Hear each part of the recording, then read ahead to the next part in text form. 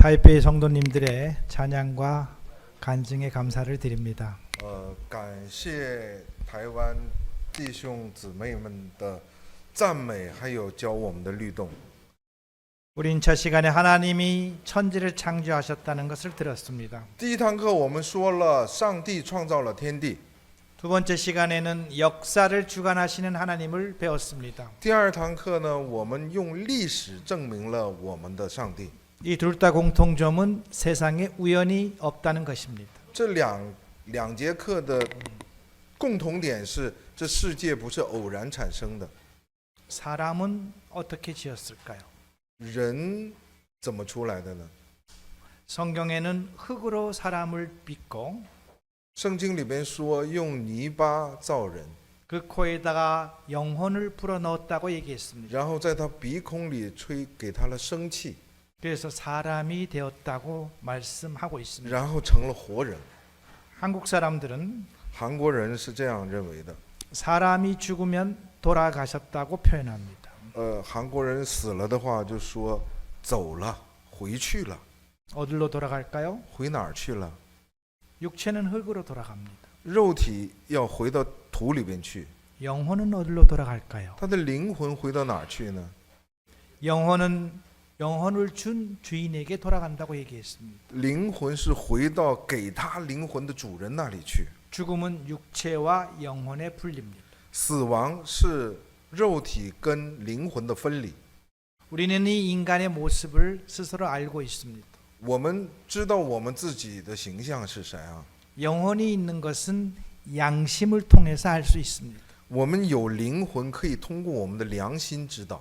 세상에 아무도 보지 않는 공간에서 在这世上谁也看不到的空间里边， 나 혼자 무지막지한 범죄를 계획하고 있다면 如果我自己在那个谁都看不见的这个空间里边，在计划一个非常严密的犯罪的话， 누구도 뭐라 하지 않는데 谁也没有说什么。 나에게 스스로 하지 말라고 계속 얘기하는 무엇인가가 있습니다. 不知道是什么东西一直在我在那儿做着计划，但是不知道什么东西一直在左右着我，你不要做，你不要做， 그것은 양심입니다. 那就是你的良心。 양심은 하나님과 교통했던 흔적입니다. 良心是我们跟上帝所进行交流留下来的痕迹。 그래서 죽음이라는 것은 육체와 영혼의 분리를 말하는 것입니다. 所以死亡是我们肉体跟灵魂的分离。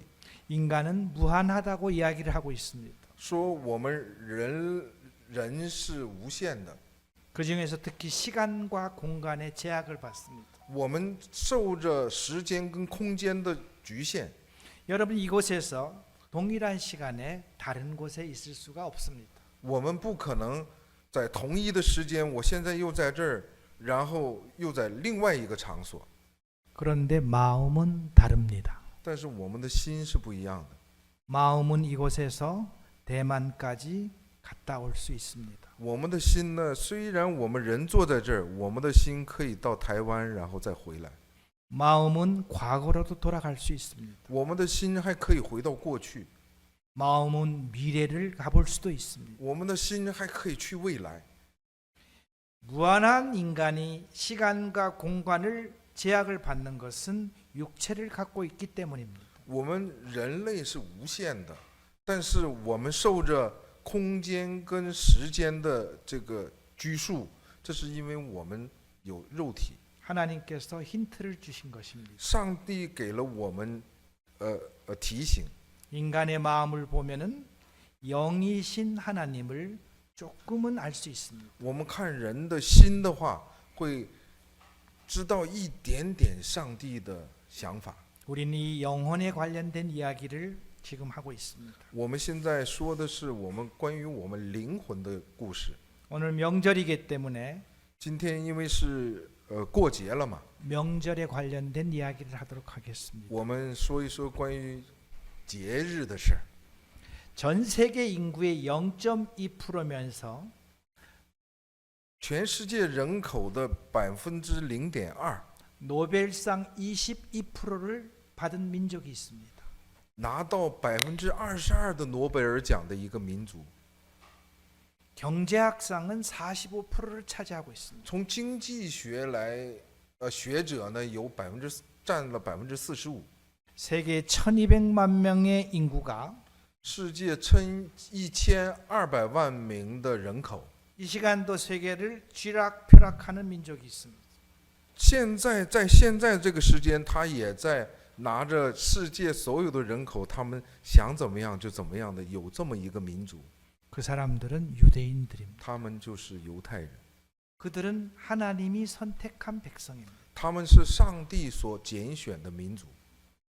여러분 믿어지지 않겠지만 在座的各位可能不相信这样的事， 하나님은 유대인 중심으로 세상을 움직이십니다. 上帝呢，他以犹太人为中心来左右着这个世界。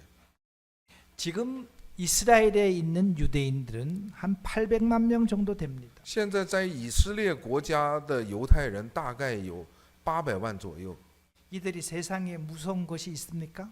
他们会怕这世上的什么东西吗？ 지금 전쟁하는 것을 보십시오. 我们看一看现在的战争， 이들은 세상에 무서운 것이 아무도 없습니다. 他们不怕这世界上任何的事。 이스라엘의 독립 전쟁 중에서 以色列独立战争当中， 2차 전을 6.1 전쟁이라고 그럽니다. 第二次中东战争叫做6日战争。 그들은 6일 만에 전쟁을 반드시 마쳐야 된다고 그랬습니다. 他们说我们6天之内一定要结束战争。 왜냐하면 7일째는 안식일을 지켜야 되기 때문에. 为什么？因为第7天他们要坚守他们的安息日。 그들은 그들 계획대로 계획이 됐을까요? 他们按照自己的计划成就了吗？ 6일 동안에 4개 나라하고 전쟁을 해서 이겼습니다. 6天当中，他跟4个国家打架，他赢了。 그들의 뒤에 누가 있을까요? 他后边站着的是谁呢？ 하나님이 계신 겁니다. 是上帝在他后边。 그 이스라엘의 명절 얘기를 해보도록 하겠습니다. 我们说一说这个以色列到底是什么？看看他们的节日是什么？ 명절은 오랜 간섭에 따라 해마다 일정하게 지켜주는 날입니다. 节日是跟我们很久以前的习俗啊，我们的习惯呢，大家遵守下来的，这个就是我们的节日。 한국은 추석과 설날을 지냅니다. 韩国最大的节日只有2个，一个是秋夕，一个是春节。 중국도 비슷하게 춘절과 중추절을 지냅니다. 中国其实跟韩国基本上是差不多，中秋节也有，然后也有春节。 미국과 유럽은 대부분 크리스마스와 부활절을 지킵니다. 但是像美国和一些西方国家呢，他们是 Christmas 圣诞节和复活节。 이스라엘은 성경과 명절이 연결됩니다. 但是以色列的节日跟圣经所有联系的。 그들의 이름은 유월절, 오순절, 초막절 그럽니다. 他们的节日大的节日有逾越节、五旬节，还有草棚节。 오늘은 유월절에 대해서 말씀드리겠습니다. 今天想跟大家说一说关于逾越节。 유월절은 한자 용어입니다. 한자 용어입니다. 逾越节实际上是汉字的用语， 너물 유자에 너물 월자입니다. 这个“逾”字也是跨越的意思，这个“越”字也是跨越的意思。 뭔가가 넘는다는 겁니다. 它这个节日，我们看它这个汉字的话，就会知道它要越过什么东西。 이 유월절은 지금으로부터 3,500년 전에 제정이 되었습니다. 这个逾越节呢，是从现在开始，大概3500年前。 여러분 3,500년이 계산이 되세요? 3500年，我们能想象到3500年前是什么样吗？ 3,500년 전에 하나님께서 이스라엘에게 유월절을 지키라고 명령하셨습니다. 3500年前，上帝跟以色列人说：“你们要过逾越节。” 유월절의 배경은 이렇습니다. 逾越节的背景是这样的： 이스라엘 사람들은 430년 동안 애굽의 포로 생활을 했습니다. 在这个时候呢，以色列人呢，他们在430年的时间呢，在埃及呢，他们过着被奴役的生活。 여러분 노예 생활이 편하겠습니까? 在那儿当奴隶会很潇洒吗？ 너무나 힘들었습니다. 很辛苦， 그래서 하나님께 기도했습니다. 所以他们向上帝祷告， 살려달라고. 救赎我们吧， 제발 좀 해방시켜달라고. 让我们在这里边可以逃出去吧。 하나님께서 그 소리를 들었습니다. 上帝垂听了他们的祷告。 여러분 모세라는 사람을 혹시 大 들어보셨습니까? 家听说过摩西吗？ 하나님께서 모세를 이스라엘에 보냅니다. 上帝呢，把摩西送到了以色列。 애굽의 왕을 파라오라고 그럽니다. 以色列的王叫法老， 이 埃及的王叫法老。 네, 애굽의 왕 파라오는 약 300만 명의 이스라엘의 노예를 가지고 있었습니다. 这个法老呢，他有300万名左右的这个以色列的奴隶。 여러분 300만 명의 노예면은 경제적으로 어느 정도 가치가 있을까요? 大家认为，如果300万名，你有300万名奴隶的话，从经济学的角度，他会给你创造多少的价值呢？ 여러분이 왕이라면 300만 명을 내놓겠습니까? 如果你是一个王的话，有人让你把这个300万的奴隶都放走，你会放吗？ 말도 안 되는 소리입니다. 不可能的，是吧？ 역시 바로는 이 300만 명을 놓아주고 싶은 마음이 없었습니다. 所以这个法老也是同样的，他不想把这300万的奴隶呢放走，因为给他创造的利益太多了。 애굽에는 자기들이 신이 있는데 10가지의 신이 있는데 埃及有他们自己的神，他们有十个神， 10가지의 신을 섬기고 있었습니다. 他们在侍奉这个10个神。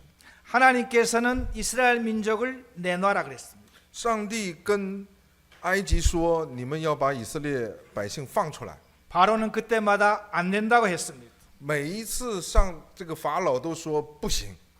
하나님께서는 그때마다 에집트인들이 섬기고 있는 신을 현재 출몰시켰습니다. 每一次法老说不行的时候，上帝都会毁灭埃及他们所侍奉的一个神。 그들이 섬기고 있는 것은 他们所侍奉的是， 나일강을 섬겼습니다. 他们信这个侍奉他们那个尼罗河。 파라오가 이스라엘을 보내줄 수 없다고 할 때 하나님은 제일 첫 번째 나일강을 핏물로 변화시켰습니다. 法老王说：“我不能放以色列的这个时候，上帝第一个给他们的灾难就是把尼罗河变成了血水。 두 번째는 그들이 개구리 신을 섬겼습니다. 他们信的第二个神是青蛙、蛤蟆。 그래도 바로가 이스라엘 민족을 놓지 않았을 때 하나님께서는 개구리를 수없이 보내갖고 이집트 전역에 개구리 천지를 만들어놨습니다. 他们最崇拜的这个河水变成了血，但是他们还是不放以色列百姓的时候，他们所侍奉的这个青蛙，上帝让无数的青蛙亲近了他们埃及的路面。 그 다음에 이를 보냈고요. 然后呢，有狮子， 그 다음에 파리를 보냈습니다. 然后有苍蝇， 그 다음엔 돌림병을 보냈고요. 然后有畜疫， 네, 그 다음에 악성 종기를 보냈습니다. 然后有恶疮， 하늘에서 우박을 내리게 했고요. 天上降冰雹， 메뚜기를 온 천지에 덮게 만들었습니다. 然后让蝗虫呢充满他们整个的埃及。 그 다음에는 대낮이 밤이 되는 흑암의 나라를 만들었습니다. 然后呢，白天变黑夜的，整个的国家变成了黑色的。 9가지의 재앙을 내렸습니다. 上帝给了他们9次的灾难。 바로가 몇 번 거절했다는 겁니까? 这里边在说明着法老他拒绝了多少次呢？ 9번 거절한 겁니다. 他到现在已经拒绝了9次了。 그때마다 하나님은 애굽의 신들을 징벌했습니다. 每一次他的拒绝，上帝都会惩罚以色列的他们所侍奉的神。 마지막으로 하나님께서는 바로 왕한테 명령했습니다. 最后，上帝命令法老： 그래도 이스라엘 민족을 내놓지 않으면은 这你还不释放以色列百姓的话， 너희 집에 있는 초태생을 내가 다 죽이겠다. 在你的国的所有的第一头生，全会让他们死掉。 초태생이라고 하면은 사람과 짐승의 제일 처음에 낸 모두를 말하고 있습니다. 这头生的意思是，无论是人还是动物，他生的第一个娃都会死的。 여러분 한 몇 년 동안에 이 10가지의 재앙을 애굽 전체에 계속 내렸던 것입니다. 也就是说，具体是多长时间不太清楚，但是圣经里没有严格的说，但应该是在这几年的时间当中，这10样灾难连续的在他们埃及的地上在发生。 바로 왕은 보내주는 척했다가 마지막에는 안 된다고 한 것을 10번씩 합니다. 我们在圣经里面可以看到法老王是怎么样，受到灾难的时候，他说：“哎呀，那我放了吧。”但是这个灾难过去了之后，他又反悔。 하나님께서는 이제 애굽에 있는 모든 초태생을 저녁에 죽이겠다고 명령했습니다. 上帝命令说：“我要杀掉你所有埃及地里边的头生。” 여기서 하나님이 지금 누구를 구출하려고 하는 일입니까? 在这儿，上帝要救谁，才做了这么多的事啊？ 이스라엘을 구출하기 위한 겁니다. 他是为了救赎以色列的百姓。 그럼 이스라엘의 초태생이 다 죽으면은 문제가 생기지 않겠습니까? 如果上帝在击杀这些头生的时候，以色列的百姓的头生也都被击杀了的话，那就会有问题了。 그래서 이 이스라엘에게 하나님의 혜택을 주는 날이 유월절이 되겠습니다. 也就是说，上帝给犹太人、给这个以色列人他们优惠的日子，就是这个逾越节。 유월절은 영어로 패스오버라고 얘기합니다. 英语叫 Passover。 넘어갔다는 거죠. 这个的英语的意思也是过去再过去的意思。 하나님께서 이렇게 말씀하십니다. 上帝这样说： 너희들은 서너 집안이 모여서 양 한 마리를 잡아라. 你们所有的以色列人聚到一起，或者是几个家庭，你人口多的话就一个家庭，你们聚到一起呢，把 그리고 杀一只羊， 그리고 그 피를 집에 들어오는 문 위아래다가 피를 발라라. 然后杀它之后的血呢，要在你的门框和门楣上，抹上这个血。 그럼 하나님의 진노가 내려올 때 这样的话，上帝的震怒下来的时候， 하나님의 천사가 그 피를 보면은 上帝所派来的死亡的天使看到这个血的时候， 이 집 안에 있는 초태생이 죽었다는 것으로 인정하고 这个天使会认为，看到这个血的瞬间的时候，他会认为啊，这个家的头生已经死了， 그 집에 진노를 내리지 않겠다. 这个天使就不会把上帝的震怒呢给这个家庭。 그 피를 볼 때에 他看到这个血的时候， 하나님의 진노가 넘어가겠다. 上帝的震怒呢会越过你的家， 이것이 유월절입니다. 这就是逾越节。 출애굽기 12장 13절 말씀 읽어보겠습니다. 出埃及记的12章13、14节， 제가 읽는 빨간 글씨만 읽겠습니다. 给大家念念红颜色的 그 피가 这血 너희를 위하여 표적이 될지라 就越过你们去。 내가 그 피를 볼 때 너희를 넘어가리니 재앙이 너희에게서 내려 멸하지 아니하리라. 我击杀埃及头生的时候，灾殃必不临到你们身上，灭你们。 유월절은 逾越节 하나님께서 그 집 안에 있는 장자와 초태생을 죽이는다고 경고한 날입니다. 逾越节就是上帝警告的日子，你们家的出生头生都会死的，他警告的那个日子。 그런데 그 초태생 대신 누군가가 죽을 수 있다는 것을 의미합니다. 在这里边意味着一个非常深刻的意义，也就是说，这个头生呢，有一个可以替你死的。 대신 죽는다는 것에 머리에 기억해 주시기 바랍니다. 希望大家记住这个替，代替。 하나님은 우리를 잘 아십니다. 上帝非常了解我们， 여러분 지나간 것을 해결할 수가 있나요? 我们所过去的事儿，我们能解决吗？ 제가 여름날에 물 한 그릇을 갖고 바닥에 뿌리는 순간 해소할 수가 있나요? 大夏天的，是吧？我们拿一盆水在泼出去的这个瞬间，我们会把这个水再收回来吗？ 해소할 수가 없습니다. 我们是无法再收回来的。 그래서 인간은 과거의 것은 어떻게 할 수 있는 방법이 하나도 없습니다. 人类啊，对自己过去所做过的事是没有办法去改变的。 이것을 아시는 하나님께서 인간을 받아들이는 방법으로 知道我们人的这些能力的上帝呢，他为了接受我们， 인간 대신 누군가가 그 벌을 받게끔 하는 것입니다. 所以上帝呢，他为了人代替人，有一个什么东西要代替人， 이것을 갖고 대속이라 그럽니다. 这个呢叫做代赎。 여러분 대속이 뭔지 아시겠죠? 大家能理解什么是代赎吧？ 누구 대신 이 사람이 대신 죽었다는 겁니다.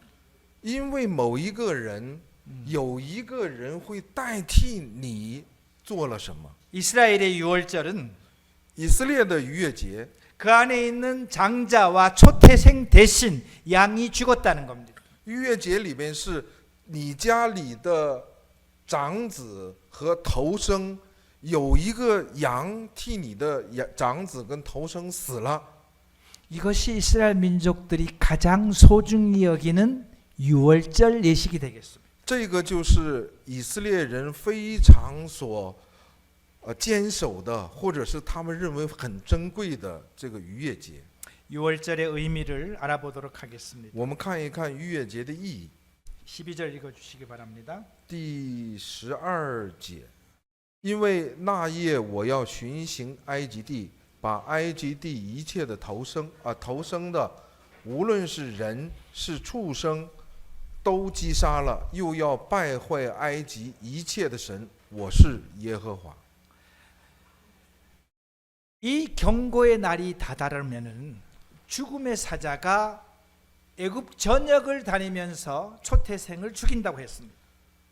到这一天的话，死亡的天使他会在这个埃及地的全地在游荡，他要杀掉埃及地所有的头生的人和头生的动物。 죽음의 사자가 집집마다 다닐 때 这个死亡的使者他路过每一家的时候， 그 문에 피가 없으면은 그 안에 있는 초태생이 죽는 겁니다. 他路过的这一瞬间，如果他的门上没有血的话，这家的头生就会死掉。 그 13절에 보면 그 피가 너희가 사는 집에 있어서 第13节里说，这血要在你们所住的房屋上做记号， 너희를 위하는 표적이 될지라. 这个是你们作为你们家的记号。 내가 그 피를 볼 때에 너희를 넘어가리라. 我一见这血就越过你们去。 여러분 뭐가 넘어간다는 겁니까? 什么东西过去了呢？ 대답해 주시기 바랍니다. 希望你们能回答，什么会越过去呢？ 사망의 사자. 死亡的使者， 하나님의 진노가 넘어간다는 것입니다. 上帝的震怒会越过你的家。 하나님의 진노 때문에 사망의 사자가 그 집에 있는 장자를 죽이는 겁니다. 因为上帝的震怒啊，这一家人的长子要死的。 성경은 하나님의 진노 대신 누군가가 죽어야 된다고 얘기를 하고 있습니다. 圣经里不断的在提醒我们说，上帝的震怒要以什么东西去死掉，才能解决上帝震怒的问题。 그날에 바로 궁의 왕세자는 죽었을까요? 那一天那一晚上的法老王的太子，他的儿子死没死呢？ 죽었습니다. 死了。 애굽에 있는 모든 집안의 장자들은 죽었을까요? 埃及所有家的所有人家的长子都死了吗？ 죽었습니다. 都死了。 이스라엘 집안에 있는 장자들은 어찌 되었을까요? 以色列人家的长子们会是什么样呢？ 살았습니다. 活着呢？ 이것이 무슨 차이일까요? 这是有什么差异呢？有什么差别？ 애굽 사람들이 악해서요? 是埃及人太坏了吗？ 이스라엘 사람들이 착해서요? 是埃及人他们天天做好事吗？ 아닙니다. 绝对不是。 이스라엘 민족에게는 하나님의 은혜가 내려갔습니다. 因为上帝的恩典降到了以色列人身上， 그 은혜는 너희가 죽기 전에 양을 죽여서 그 피를 바르라는 것입니다.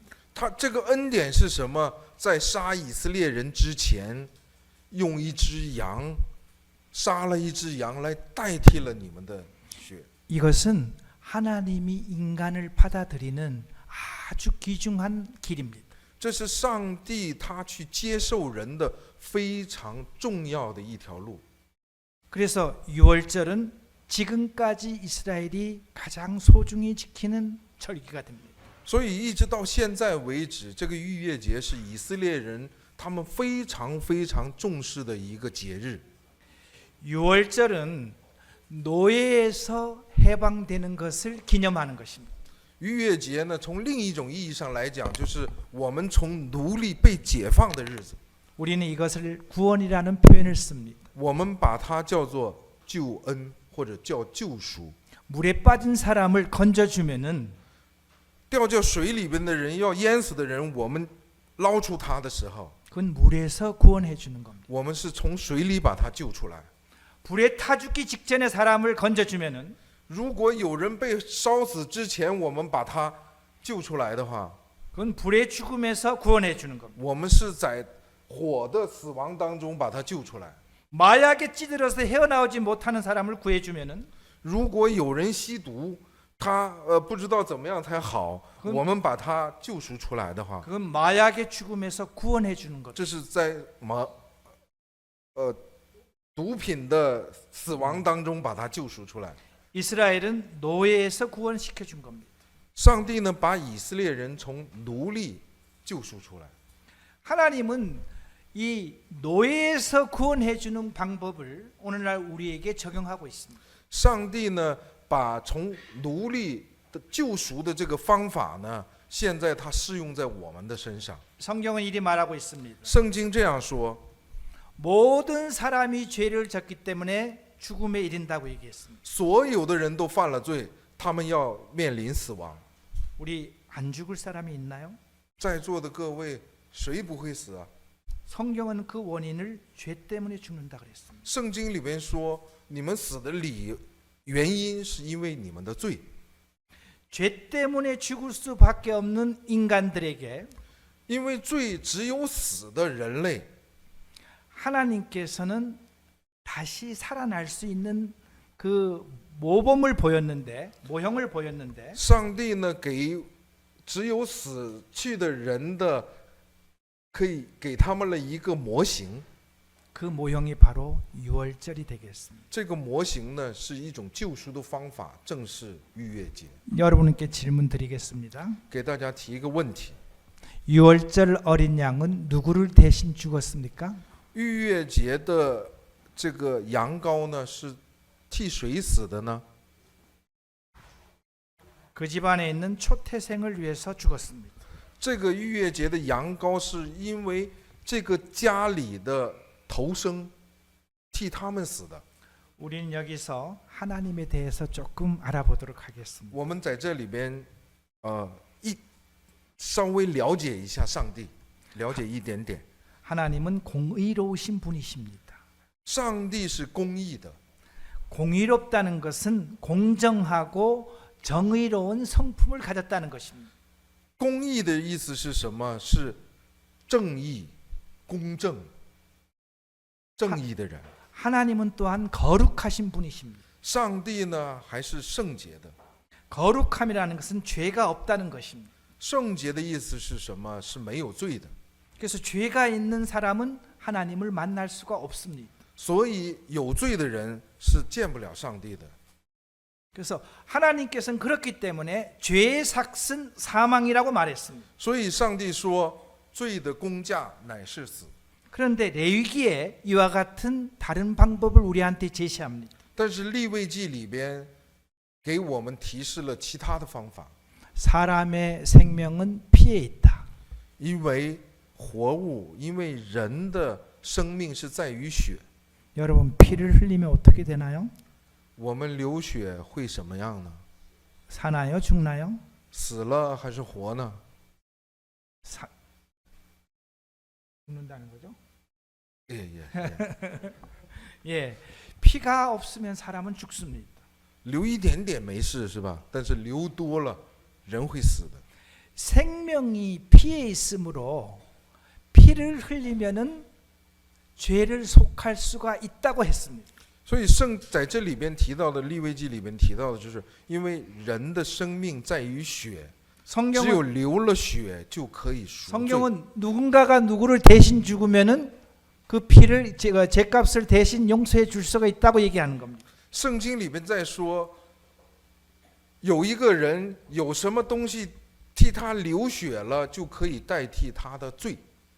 박용 씨가 이걸 형제님을 위해서 대신 죽으면은 이걸 형제님의 죄가 없이 될 수 있다는 표현입니다.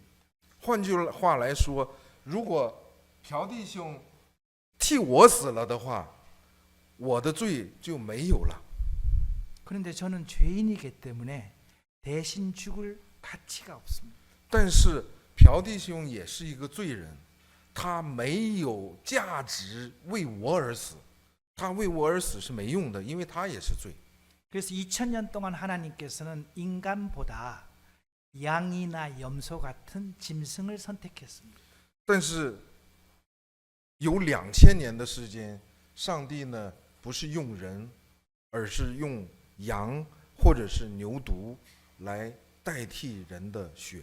짐승을 선택할 때 흠이 없는 것을 선택하라 그랬습니다. 选择这个代替人的罪的这个动物的时候，你们要选择没有瑕疵的， 왜냐하면 흠이 있으면은 재물의 가치가 되지 않기 때문입니다. 因为有瑕疵的话，这个就不能作为祭物。 그래서 이스라엘 사람들은 이와 같은 제물을 드립니다. 所以以色列人呢，他们献这样的祭物。 제가 어떤 죄를 지으면은 如果我犯了什么罪， 양 한 마리를 가지고 성전에 갑니다. 牵着一只羊到圣殿去， 제사장한테 제가 이러이러한 죄를 지었습니다라고 고백을 합니다. 然后我会跟大祭司说：“哎呀，我犯了这样的罪。” 그러면 제사장은 나의 머리와 양의 머리에다가 손을 얹습니다. 然后大祭司呢会把他的手呢，一只手放在我的头上，一只手呢放在祭物的头上。 내가 지은 죄를 의식적으로 양한테 넘기는 작업을 합니다. 这样的做法是把我的罪呢，从仪式上让我的罪呢移到这个祭物的身上， 그 다음에 양을 잡습니다. 然后呢会杀掉这只羊。 양을 누가 잡을까요? 谁杀这只羊呢？ 제가 잡을까요? 제사장이 잡을까요? 是我杀这只羊，还是大祭司要杀这只羊呢？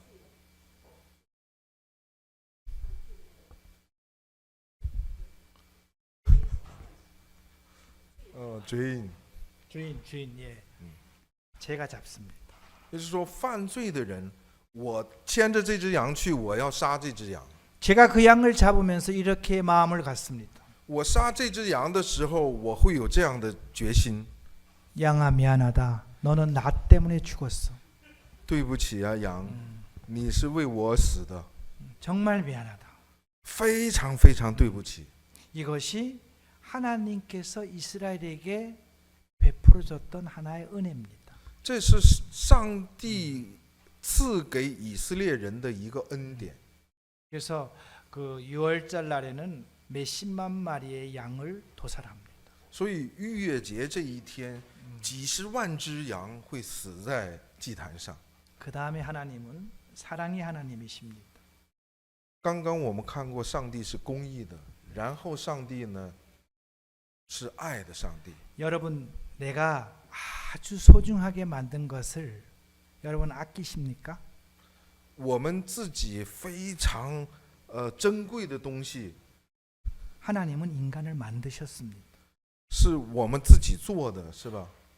근데 上帝创造了人类， 그런 그 인간은 하나님은 사랑하시겠습니까? 上帝精心的创造了人类，上帝会不会爱这个人呢？ 근데 하나님은 인간을 잃어버렸습니다. 但是上帝把人丢了， 인간이 사탄의 꼬임에 넘어가서 사탄 편에 가면서 인간을 잃어버렸습니다. 人呢被魔鬼所诱骗了，然后他们整天跟着魔鬼去走，说站在上帝的立场的时候，他把他珍贵的人呢丢掉了。 그건 우리의 최초의 조상인 아담과 하와에게서 일어났던 일입니다. 这件事是我们人类最早的祖先亚当和夏娃那里发生的事。 사탄의 꼬임에 넘어간 인간은 그가 죄를 짓게 됩니다. 被撒旦所诱惑的人呢，他会犯罪的。 죄를 진 인간은 하나님과 멀어질 수밖에 없었습니다. 犯了罪的人呢，他只能跟上帝呢越来越远。 그때부터 인간은 죽음이라는 것을 맞이하게 됩니다. 在那一瞬间的时候，人呢就要面临死亡。 그래도 하나님께서는 이 잃어버린 인간들을 사랑했습니다. 虽然是这样，但是上帝呢还是爱这些已经离开他的人。 그러니까 하나님께서는 그 다음에 아세요.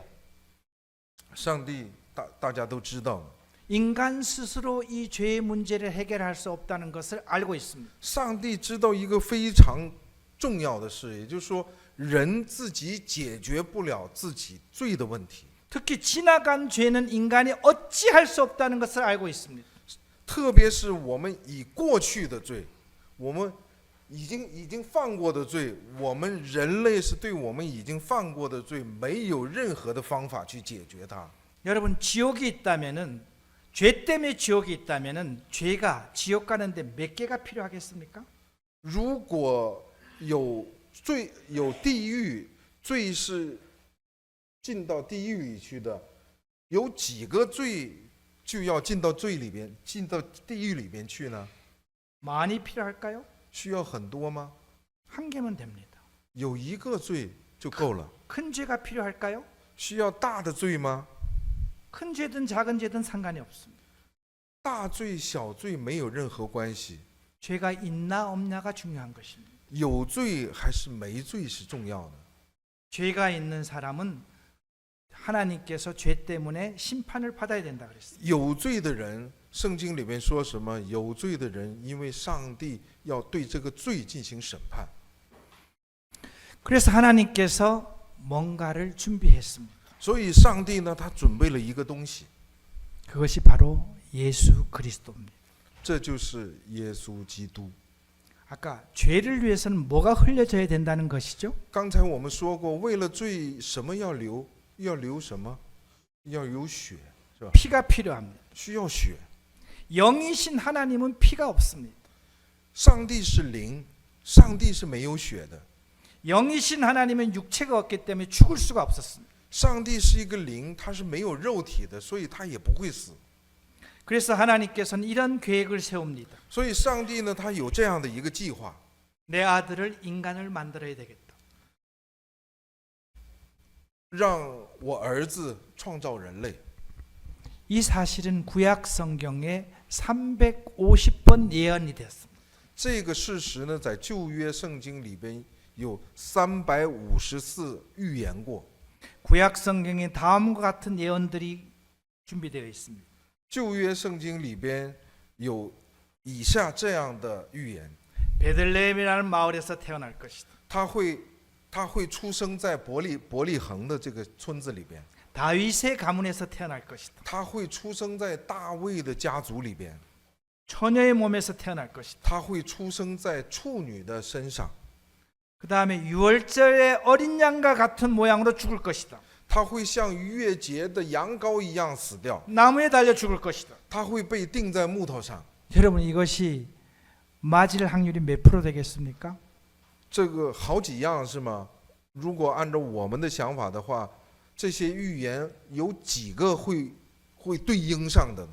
그것도 500년, 1000년 후에 나타날 일을 예언했습니다. 这里边圣经里面预言的是500年后，或者是1000年后会发生的事。 성경에 이런 것이 약 350번 예언이 된 거예요. 圣经里边有350次左右在预言着这个事。 예수 그리스도는 어느 날 짠 하고 나타난 것이 아닙니다.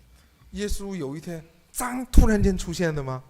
350번의 예언을 통해서 이런 자가 올 것이라고 구약 성경에 350번 동안 예언하신 분입니다. 在耶稣基督出生之前，在旧约的时候，在500年甚至1000年之前，有350次在预言着将来会有这么样一个人出生。 예수 그리스도의 탄생할 때의 모습을 잠깐 이야기 드리겠습니다. 我们简短的说一下耶稣基督他出生时候的样子。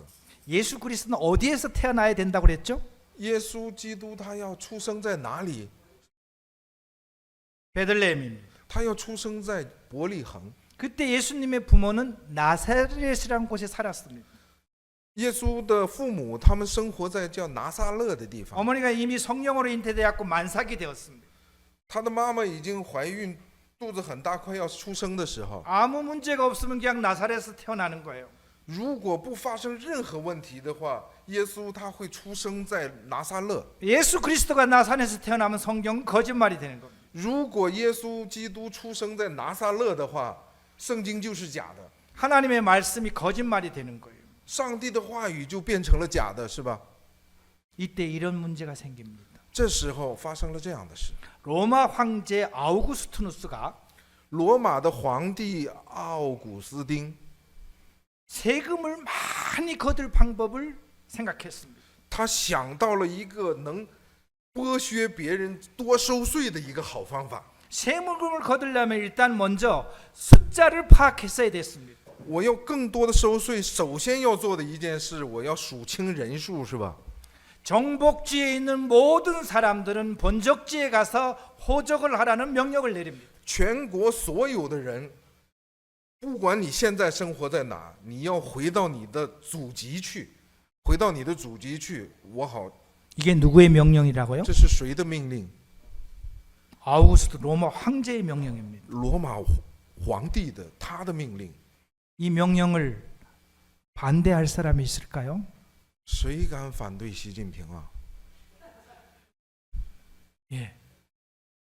그래서 예수님의 부모도 만삭의 몸을 이끌고 자기의 고향인 베들레헴을 호적하러 갑니다. 所以他们虽然耶稣的父母他们生活在拿撒勒，但是因为这个命令下来了，所以没办法，马上都要生了，非常费劲的，他要回到伯利恒去。 예수님은 그래서 베들레헴에서 태어나는 겁니다. 所以耶稣出生在了伯利恒。 예수님이 구약에서 베들레헴에서 태어난다는 것을 성취되었나요? 旧约圣经里边说耶稣会出生在伯利恒， 예, 그렇게 성취가 된 것입니다. 成就了是吧？他虽然有一些波折，但是他出生在了伯利恒。 예수님은 그래서 이 땅에 오셨습니다. 耶稣这样的诞生在这世界， 육체를 입으셨으니까 他有了肉体， 피를 흘릴 수도 있고요. 他可以流血了， 누구 대신 죽을 수도 있는 겁니다. 他可以替别人死了。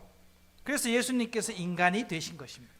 耶稣他成为人类， 그래서 하나님의 공의로운 성품과 他具有上帝公义的成分， 하나님의 인간을 사랑하는 마음이 还有上帝爱人类的心， 자기 아들을 사람으로 만들었습니다. 所以他把他自己的儿子呢变成了人。 그리고 하나님께서는 대신 죽는 대속의 속죄 방법을 자기 아들에게 적용합니다.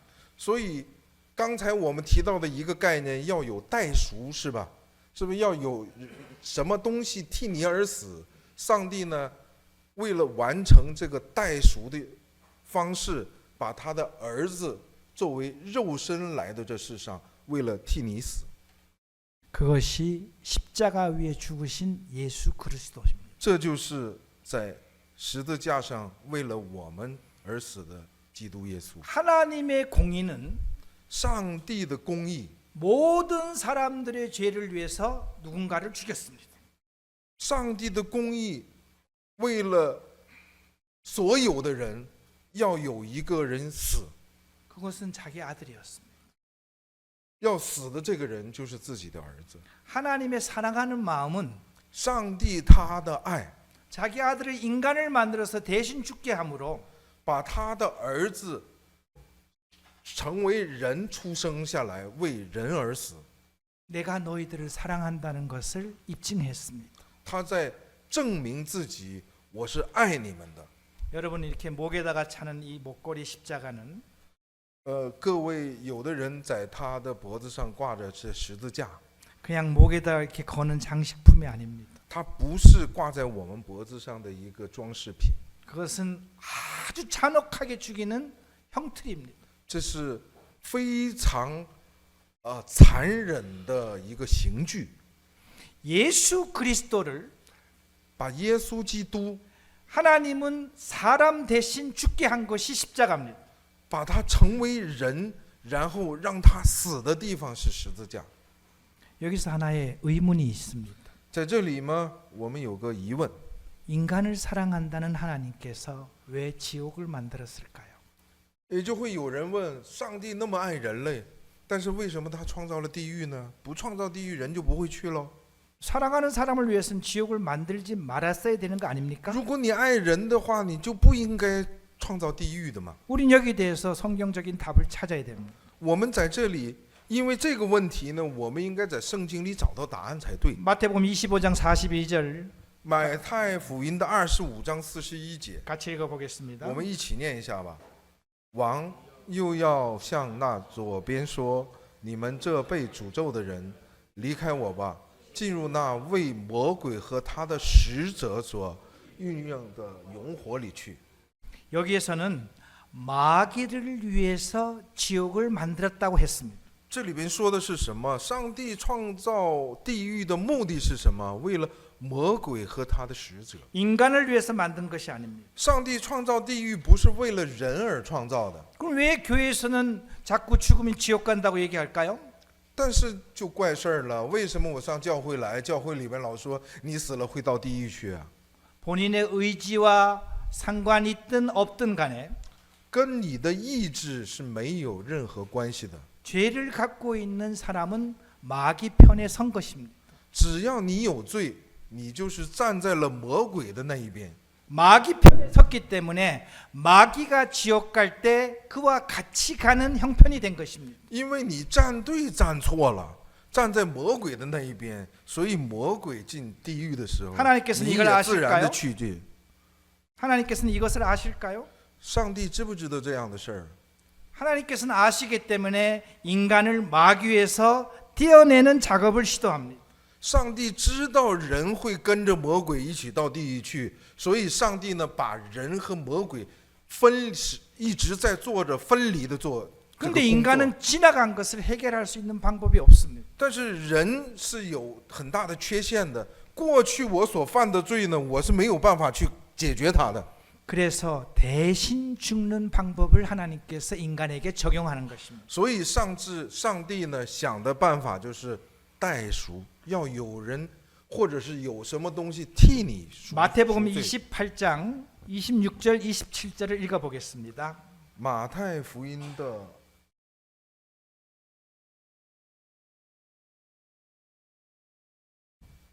28章。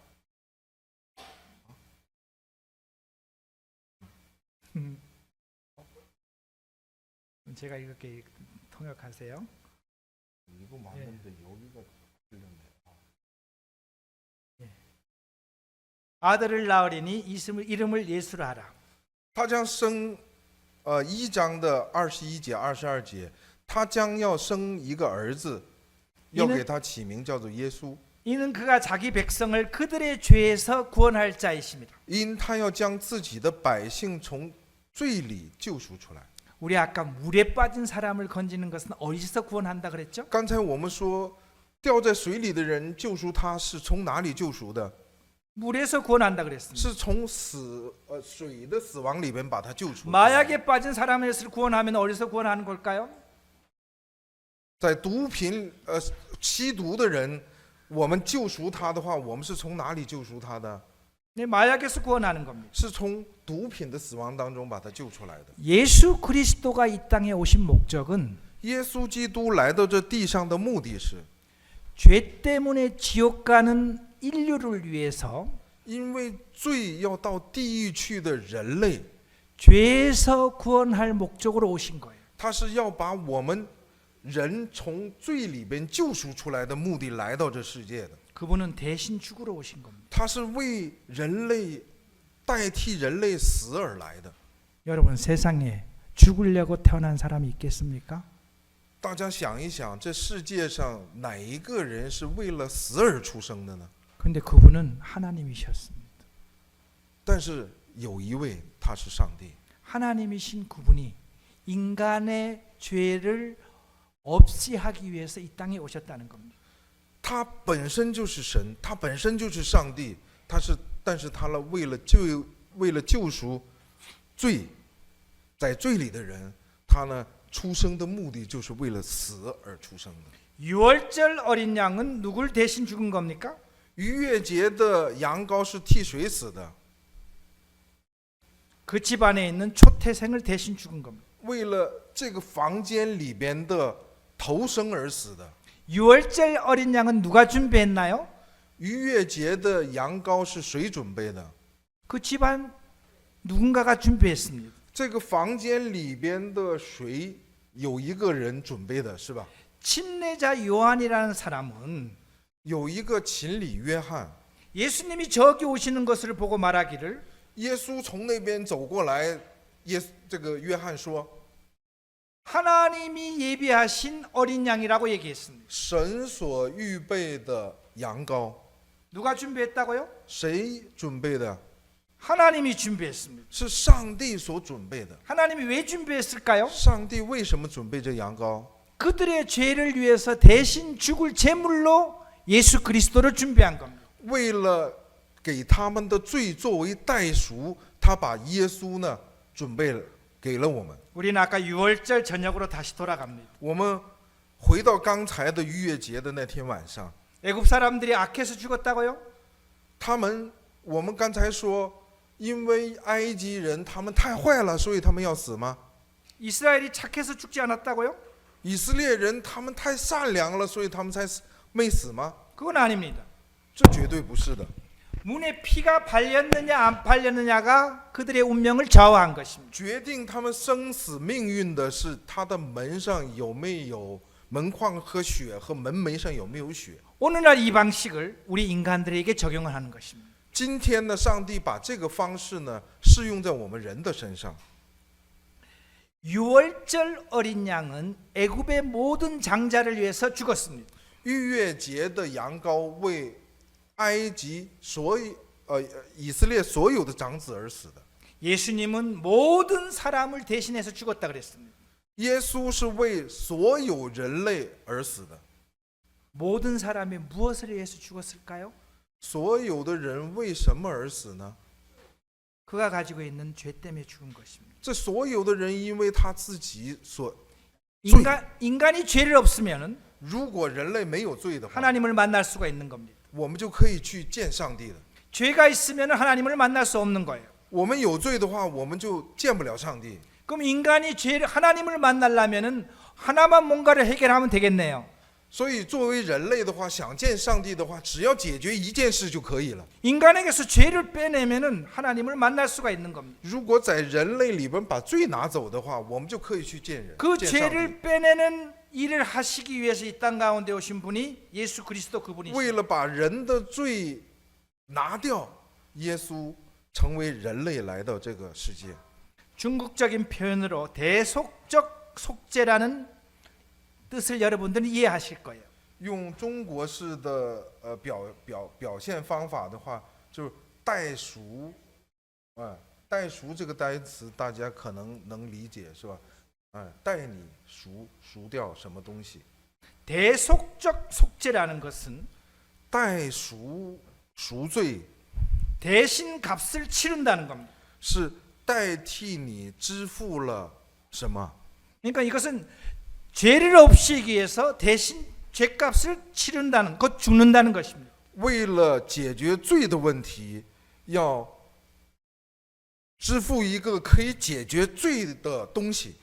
예수님 오시기 전 1500년 전의 유월절은 1500年前的逾越节，耶稣诞生之前的1500年前的逾越节， 이것은 유월절 예수 그리스도의 모형입니다. 这个逾越节呢是耶稣基督将来会这样死去的一个模型。 모형이 있으면 진짜가 있을까요? 如果有这个模型的话，会不会有真的会出现？ 그 진짜가 예수 그리스도십니다. 这个真的就是耶稣基督。 우리의 유월절 양 곧 그리스도께서 희생되셨다. 네. 우리의 유월절 양 곧 그리스도께서 희생되셨다. 我们的逾越节，耶稣基督牺牲了。 보라, 세상 죄를 지고 가는 하나님의 어린 양이다. 看呐，神的羊羔除去世人罪孽。 누구 죄를 지고 간다고요? 这里面说他是除去谁的罪呢？ 세상 죄. 他要把世上所有的罪都带走。 세상 죄라고 하면은 인류에 있는 모든 사람들의 죄를 말합니다. 这里边说世人的罪，也就是这世界人类所有的罪，以前的、现在的、将来的，他全要带走。 그럼 예수 그리스도가 한 사람이 죽어서 어떻게 세상 사람들의 죄를 다 갚을 수가 있을까요? 这样的话，耶稣他只是死了一个人，他怎么能把这世界上的所有的罪都带走啊？ 이걸 형제님한테 질문하겠습니다. 他向我在提问， 아들 대신 양 10마리하고 바꾸겠습니까? 把我的儿子和10只羊换，他问我愿不愿意换？ 바꾸겠습니까? 아니요. 1000마리면 如果1000只呢，我也不换啊， 바꾸겠습니까? 안 그럼 바꿔요. 한 더 써서 1억이면 如果给你1只羊，1亿只羊，你会换吗？안 바꾼대요. 안 바꿉니다. 왜요? 가치가 다른 겁니다. 为什么？因为人和羊的价值是不一样的。 인간을 창조하신 하나님이 创造人类的上帝， 사람을 대신해서 죽었다는 겁니다. 他代替人死了， 이것이 인간을 살려내는 하나님의 방법입니다. 这是他使人救赎人的上帝的方法。 구약 성경에는 대신 죽는다는 것을 수없이 많이 얘기하고 있습니다. 在旧约圣经里的无数次的他提到代赎、代赎，替你死，替你死， 인류를 위해서 대신 죽으신 하나님. 为了人类而替我们死的上帝。 그 예수 그리스도가 우리가 지금 현재 알고 있는 예수 그리스도입니다. 这个基督耶稣就是我们现在所相信的耶稣基督。 여러분, 세상에 있는 많은 성인들이 있습니다. 这世界上有很多的圣人， 그런데 예수 그리스도와 같이 그들도 죽고 예수 그리스도 십자가에 달려 돌아가셨습니다. 像耶稣基督一样，他们也死，耶稣基督也钉在十字架上死。 지금 석가모니의 무덤이 있나요? 现在有释迦摩尼的坟墓吗？ 석가모니의 무덤이 있습니다. 有释迦摩尼的坟墓。 중국의 공자의 무덤이 있나요? 山东应该有孔子的坟墓是吧？ 여러분 중에 이미 본 분들이 계실 거예요. 可能在座的谁也去看过这个孔子的坟墓。 소크라테스의 무덤이 있나요? 소크라테스他有他的坟墓吗？ 역시 그의 무덤이 있습니다. 他也有他的坟墓。 예수 그리스도의 무덤이 있나요? 耶稣有他的坟墓吗？ 예수 그리스도의 무덤도 있어요. 也有耶稣的坟墓， 그런데 차이가 있습니다. 但是有差别的。 그 무덤은 비었다는 것입니다. 耶稣基督的坟墓是空的。 예수 그리스도는 십자가에 달려서 3일 만에 耶稣基督他钉在十字架上3天后， 그가 하나님이시기 때문에 다시 살아나신 것입니다. 因为他是上帝，3天后他又复活了。 인간들이 가장 무서워하는 人类最怕的， 사망을 이기신 분입니다. 他是战胜了死亡的， 그래서 그분이 죽고 다시 살아남으로 말미암아 因为他死了，他又活过来了。 우리가 그것을 받아들일 때我们接受他的时候， 예수 그리스도께서 내 죄를 위해서 대신 돌아간 것을 그 효과를 저한테 적용시킬 수 있는 거예요. 耶稣基督钉在十字架上死而又复活的这个效果呢，直接适用在我的身上。 지금도 예루살렘에 가면은 예수 믿음 교회가 있습니다. 现在我们到耶路撒冷去看的话，那里面也有耶稣坟墓教会， 거기는 아무도 없습니다. 在那里什么都没有。 성경이 쓰여질 때 圣经被写成之前， 예수님 돌아가신 지 20년밖에 안 됐습니다. 耶稣过世只有20年的时间。 그럼 예수님께서 부활했다고 얘기하면 그 당시에 살아있는 많은 사람들이 그거는 아니라고 수없이 지적을 했을 거 아니겠습니까? 也就是耶稣刚刚去世20年，那时候就说耶稣，死了又复活了，当时会有很多人指责的。 예수 그리스도가 부활한 것을 본 사람이 너무나 많습니다. 看到耶稣复活的人是非常非常多的。 그 사람들이 살아있을 때 성경이 기록된 것입니다. 也就是说，这些人还活着的时候，圣经被记录的。 그 사실이었기 때문에 그때 당시에 아무 문제 없이 지금까지 온 것이에요. 如果圣经是错误的话，那些活着的人，他们看到耶稣死了又复活的这些活着的人，就会反对这个圣经，所以这个圣经现在应该是不存在的。那时候他们还没有死，是吧？他们可以证明这圣经是假的。 로마 시대의 이 원형 경기장에서 在罗马的时代，有这个圆形的这种 예수를 竞技场。 예수를 믿는다는 이유로 这里边呢，因为你信耶稣的理由， 사자한테 잡혀 먹었습니다. 把你放在这个竞技场的中间，然后放狮子去把你吃掉。 마지막에 한번 묻습니다. 最后一次问大家， 예수를 믿느냐 안 믿느냐. 相信耶稣还是不相信呢？ 믿지 않는다고 하면은 해방되는 거예요. 如果你说你不相信耶稣的话，我就不会放这个狮子。 많은 사람들은 그래도 믿는다고 했습니다. 但是无数的人都说我相信耶稣， 그리고 사자의 밥이 된 거예요. 所以他就成了狮子的今天的晚餐。 그들은 왜 이랬을까요? 他们为什么面对死亡，他们还说我相信呢？ 여러 면을 봤을 때 通过方方面面在看的时候， 예수 그리스도가 십자가에 죽으신 것은 사실이고 耶稣钉在十字架上死，这是事实。 3일 만에 부활한 것도 사실이기 때문에 3天后他又复活了，这也是事实，我们亲眼看过的。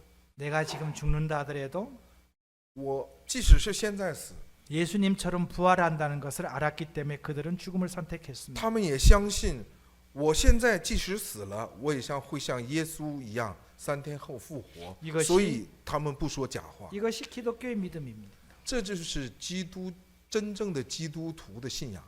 우린 내일에 没 내일 明天我们明天 어떻게 하면 하나님의 자녀가 될 것인가?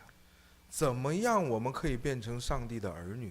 그 원리와 我们看一看它的原 그 理， 방법을 알아보도록 然 하겠습니다. 后再学习它的方法。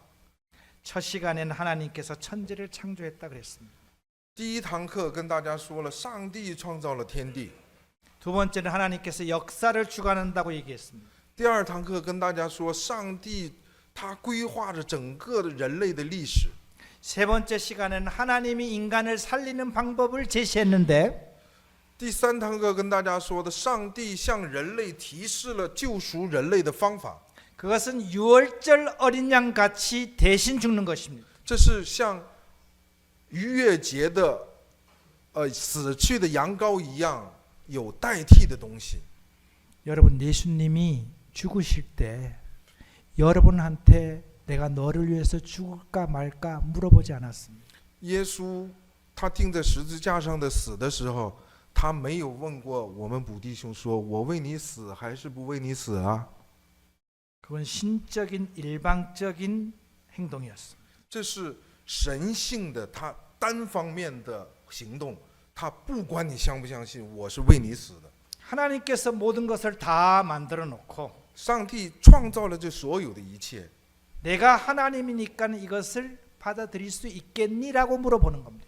上帝创造了所有的东西，然后告诉你我是上帝，你相信吗？ 우리는 이것을 믿음이라고 얘기합니다. 我们管它叫做信心。 내일은 믿음에 대해서도 알아보도록 하겠습니다. 明天我们还会对信心进行一下了解。 3시간의 이야기가 3小时的故事， 여러분의 마음을 움직이기를 바랍니다. 希望这3小时呢能感动你们的心。 제가 전한 말씀이 맞다면은 如果大家认为我所传的话语是对的话， 하나님 지금까지 제가 하나님을 몰랐었는데 上帝，我一直到现在不了解你， 가만히 들어보니까 그 말이 맞는 것 같습니다. 我这3个小时仔细的一听，哎，好像是有道理的，是对的。 그럼 저녁에 이렇게 한번 하나님께 이야기해 보시기 바랍니다. 所以今天晚上希望你们这样的跟上帝去说一说。 하나님 지금까지 저는 하나님을 몰랐습니다.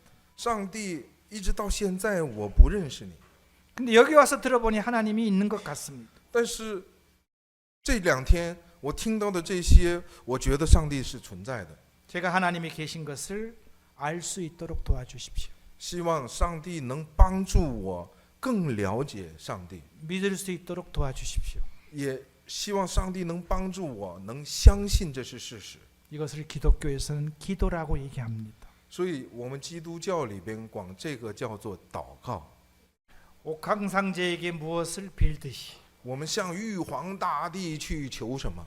오늘 이 시간 살아계신 하나님 앞에 내 마음을 이야기해 보시기 바랍니다. 希望大家今天晚上回到家里之后，把自己的心跟上帝去交流。 그럼 하나님께서 여러분들한테 은혜를 허락해 주실 겁니다. 这样的话，上帝会把上帝的恩典赐给你。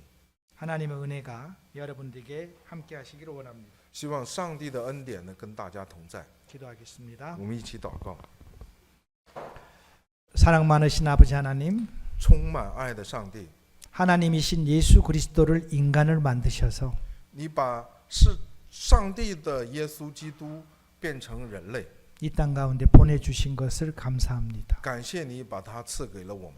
인간이 죄 때문에 하나님 앞에 심판받을 수밖에 없는 그 상황을 因为人类的罪只能到上帝面前受审判的人， 해결해 주기에 오신 예수님을 알았습니다. 我们今天认识了来解决这个罪的问题的耶稣。